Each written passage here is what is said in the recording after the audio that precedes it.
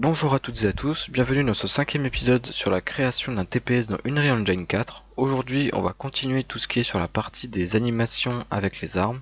Et aujourd'hui, on va s'attaquer à un système très simple qu'on a déjà fait sans les armes, mais qui est le système de s'accroupir. C'est-à-dire que là, on n'a pas les armes, on peut s'accroupir, tout fonctionne. Par contre, une fois qu'on passe en animation avec une arme, si on s'accroupit, notre hitbox change puisque vous voyez la caméra se baisse, mais par contre, notre personnage n'a pas d'animation d'accroupi. Juste avant qu'on commence le tutoriel pour s'accroupir, il y a encore juste une dernière chose que j'aimerais qu'on fixe, c'est que dans le PP Character qu'on a, il y a une dernière chose que j'ai changé, c'est-à-dire que avant, il me semble de mémoire que c'était comme ça. Non, c'était comme ça. Alors, je vais vous expliquer pourquoi est-ce qu'on va pas faire ça. Parce que là, vous voyez, quand on vise et qu'on l'attaque, on doit rester appuyé sur le coup de poing pour que ça attaque. Sinon, vous voyez, ça fait ça quand quand on appuie une fois. Et du coup, nous, ce qu'on aimerait, c'est qu'une fois qu'on appuie, ça fasse directement l'animation complète.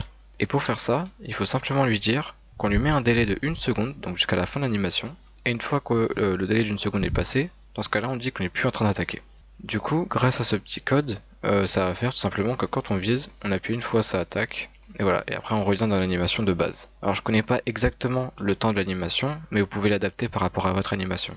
Pour faire ça, vous allez simplement chercher votre animation dans votre character animation animes, et là vous cherchez l'animation d'attaque. Chez moi elle s'appelle punching, et du coup il suffit juste d'aller à la dernière frame et regarder le temps, 0,9 secondes. Du coup, ici on doit juste mettre 0,9, et là, voilà, l'animation est parfaitement synchronisée.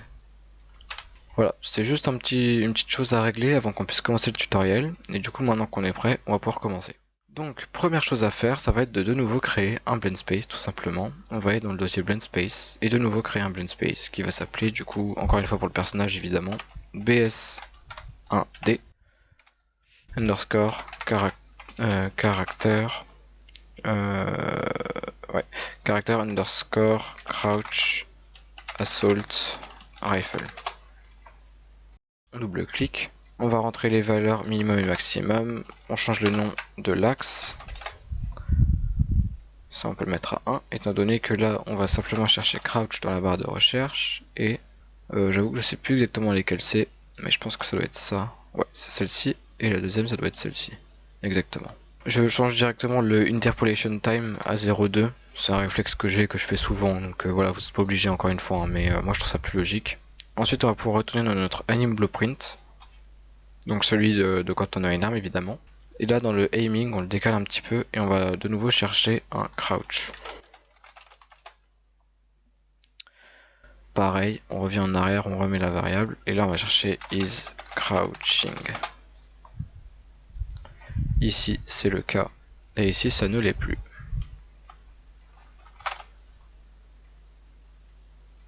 Ensuite, crouch, on met notre BS1D crouch assault rifle avec la valeur de la vitesse qu'on a juste là.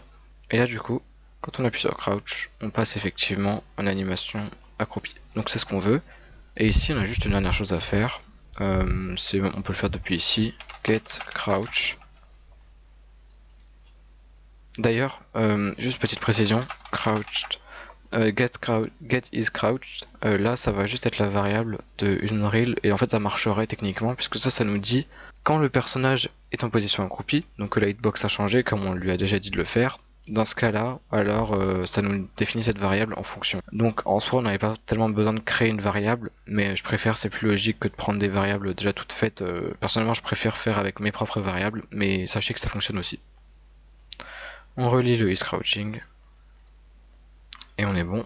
On va pouvoir maintenant passer avec notre arme, s'accroupir et du coup on peut de nouveau, tout fonctionne là, on passe sous le cube, tout fonctionne comme il faut. Voilà, c'est tout pour ce petit tutoriel, c'était très simple et extrêmement rapide, ça qui est bien. Donc ça c'était la partie 2 de la gestion des armes, il y en aura beaucoup des parties, je sais pas exactement combien, étant donné que tout le système d'armes etc c'est assez complexe, j'essaie de faire des vidéos relativement courtes pour que ce soit plus simple et plus délimité pour vous, n'empêche que voilà, il y a quand même beaucoup de choses à faire. Donc la prochaine partie on va faire pour ramasser des armes et on va probablement déjà créer l'HUD, donc tout ce qui est affiché à l'écran. On fera peut-être d'abord ça, et par la suite l'ajout réel d'armes. En tout cas pour moi, comme d'habitude, c'était un plaisir de tourner ce tutoriel. J'espère qu'il vous aura plu. Si c'est le cas, encore une fois, dites-le moi dans les commentaires. Donnez-moi votre avis sur les choses positives et négatives. C'était Créaction. Ciao.